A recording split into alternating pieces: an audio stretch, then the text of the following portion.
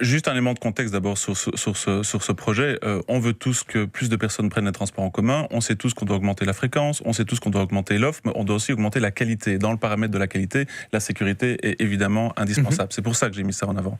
Deuxièmement, effectivement, je vais revenir sur cette proposition, mais à côté de cette proposition, je voulais des campagnes de sensibilisation, on l'a dit, pour que la loi soit connue, mais très concrète. On l'a évoqué pas mal de fois. Plus de formations également, mais des formations aussi pour que, comme des formations d'ailleurs que donne Garance, pour que les femmes ou certains hommes, notamment de la communauté LGBTQI, puissent disposer de cours d'autodéfense. C'est très pratique, mais c'est repris également dans la On ne sait pas aborder toutes les propositions, il y en a beaucoup de les élus. Et effectivement, les aménagements du territoire, je présume qu'on va y revenir. Et puis effectivement, la tolérance zéro, c'est très clair. Aujourd'hui, la STIP dispose d'une espèce de liste noire, de blacklist de mauvais payeurs, à qui elle ne vend pas d'abonnement. Eh ben moi, j'estime que les prédateurs sexuels, les harceleurs, il faut arrêter de parler comme ça, il faut prendre des mesures fortes.